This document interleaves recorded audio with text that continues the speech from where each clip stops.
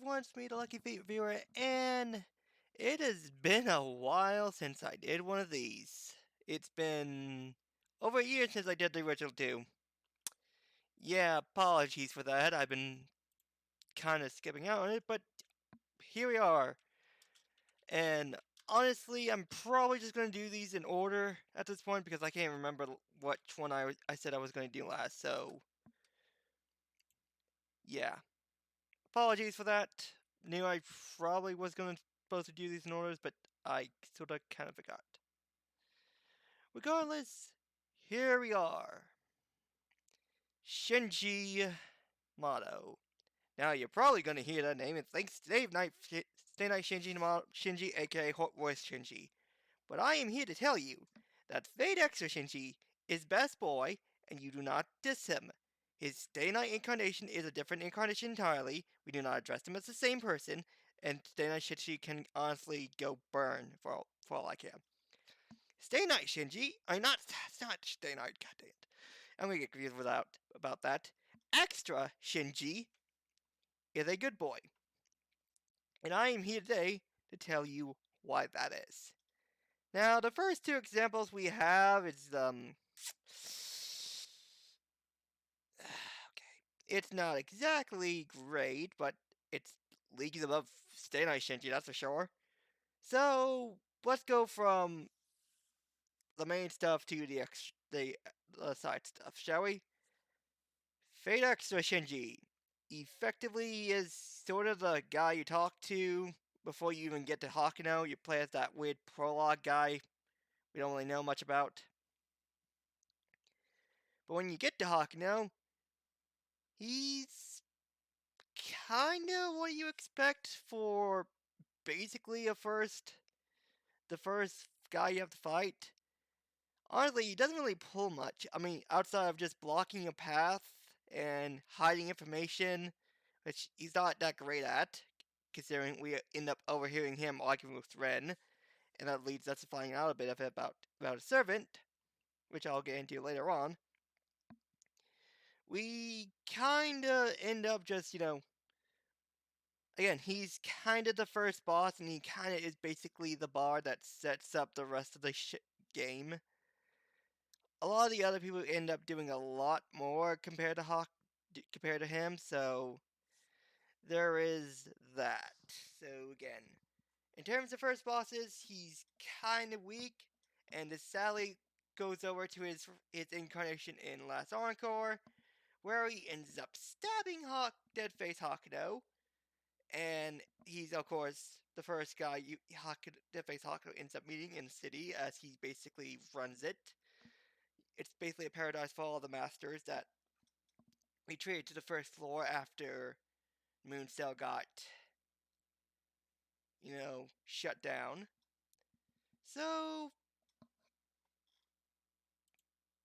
he, again, like I said, basically, again, sort of the same verse. He ends up basically fighting Hakuno. Hakuno defeats him. They die, but at least in Last Encore, Shinji has a more dignified death than his extra concept. Now, you're probably thinking, hey, those two explanations, like, geez, you're not, for a guy you praise about, you're not really doing much with him. And that's because a lot of his character stuff comes from CCC and Foxtail, aka the game that literally never made it to the West, and the manga that is a spin-off of CCC. You can see why a lot of people have the misconception that he's basically just Stay Night Shinji but in extra, except he's not, because extra Shinji is actually just an 8-year-old boy. Yeah. A lot of pretty cool, good for a freaking 8-year-old to be basically the second most. Apparently, he's I think it said he's basically second in the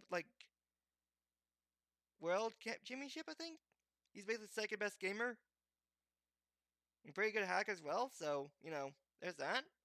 Pretty good for an 8-year-old. A lot more achievements than freaking insane. Counterpoint can say that's for sure, certain. But again, digressing. Let's move on to extra. I mean CCC. We already talked about extra. Let's go on to CCC. basically, this is where he we get a lot more character about him. He ends up, basically he ends up being an ally up to chapter 4, where he basically regains his memory of the first round, and then after that he basically sides with BB, and effectively soon after he kind of gets defeated, and Hakuno basically ends up saving him. But basically, at the end of it, Shinji basically sacrificed himself to basically upload a violet to basically so Melt can end up absorbing a virus, which is critical to us basically to being able to defeat her. And again, we get a lot more with Shinji in CCC, but in the Foxtail manga, oh boy, this is basically when the most about Shinji comes to light. Upon in the Foxtail manga, he ends up getting Violet as his servant. Yeah, he ends up with a Sakura face as a servant. That's pretty cool. The irony, of course, being that Violet has one of her components is literally Medusa, aka Medusa, right before she got cursed by Athena and lost her divinity. So pretty ironic, all things considered, but I'm pretty sure that was intentional. And honestly, like I said, he basically is more or less a background character up until his betrayal along with Jinako Karna. He basically create the Dark Skull Council, basically dedicated to helping BB, aka Kuza Drop, and ultimately he ends up fighting Hakuno when he and Tamamo came back to basically fight Suzuka and the other guy, and her master, but I can't remember his name because his name is really forgettable. Like I said, he's basically a manga only character, which sucks because I actually like him. He's pretty cool. I wish we had him in the actual game. Regardless, that happened, and it's kind of a kill fight. Like, Tamamo basically, honestly, pulls out some cool tricks. In the end, though, they won, but ultimately, Tamamo's basically weak enough to where Suzuka just finishes her off before doing something with Hakuno. And after the defeat, Shinji ultimately decides to just go back to their side and help Hakuno, and again, Violet basically comes with him because she respects him. And once again, like his CCC counterpart, Violet about to be absorbed by freaking Kazura, Shinji basically sacrifices himself to make sure she doesn't get absorbed, and Violet ends up, just basically cements Violet's change to basically the good side. So, yeah. Now, for Drake and Violet, Drake, if you played for Go, you probably already know a character. Not really that much of a difference from Extra to for Go. So, if you at least played for Go and at least played the fourth Singularity chapter or have her as a servant, you probably know what you have. Basically, she views Shinji like as a little brother, so there's that, which, is apt considering that he's basically an 8-year-old in a teenage body. So, there's that. Ironically enough, there's like a lot of cute freaking artwork of extra Shinji and Drake. Like, honestly, it's adorable. Especially actual kid Shinji, like, as an 8-year-old. It's adorable. Sadly, I couldn't find any with, like, Violet in Shinji and Drake. So this was basically the closest I could get. I mean, I found Medusa artwork with Drake, but eh. And Violet, again, she's basically the most down to earth Sakura face, which, isn't exactly saying much when you compare it to Lip, BB, Kazura, Milt, and Protea. AKA two things that are more mindsets of children, a sadistic woman, someone who very much hates humanity, and BB's just, BB. So, compared to all of them, Violet's kinda tame. And, like I imagine people, if you in the Figaro community, you have seen that people want this girl in Figaro. There is a reason why for that. She is amazing, and hopefully once her role in Foxtail finishes up, they'll finally add her along with Protea. Once Foxtail basically either her role finishes up or Foxtail finishes up, one two. But regardless, hope they end up getting in the game because seriously, they deserve it. They're pretty chill, and honestly, would be nice to have Drake and Violet meet and they basically talk about Shinji. Honestly, and again, Drake actually had an effect on Shinji because in his last moments, he literally had a moment with Drake. So, again, reflection. This Shinji, he does that. He admits that Hawkeye was strong, that they aren't just weaklings as he originally thought, and he actually takes them seriously.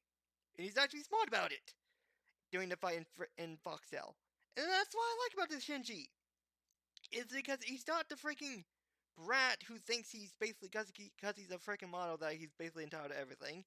Who even when it's basically Sakura doing all the work and he just has the book controlling servant. This Shinji is smart. He does things. He's a pretty good hacker. It just sucks that just because because so many people don't really know Extra that well, they compare him to freaking X. They compare him to freaking Stay Night Shinji. And I really like we from the trailers. We he's looking to have basically a big role, and I'm hoping he does because he really deserves a lot more spotlight in Extra. So I really hope they give him a bit more of a role in connection with Hakuno when it comes to the extra record remake. But yeah, that's kind of it. Like I said, it's not really a lot to take. Like there's a lot to speak of and a lot to go over, but I more or less summarize the best as I can here.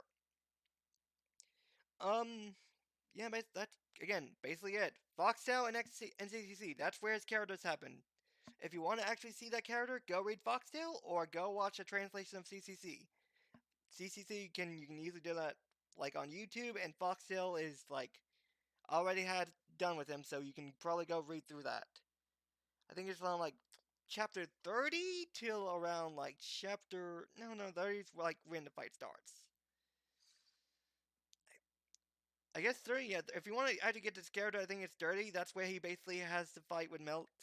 I mean, with Violet against Tamao and Hakuno, and then after that, it's basically a good 10 the chapters is basically all about him, and then he sadly dies. But yeah, basically it.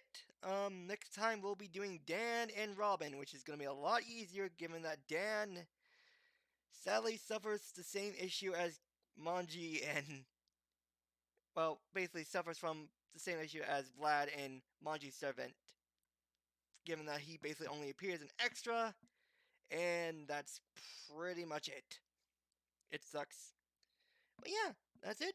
Thank you guys for watching, and see you guys next time. Goodbye.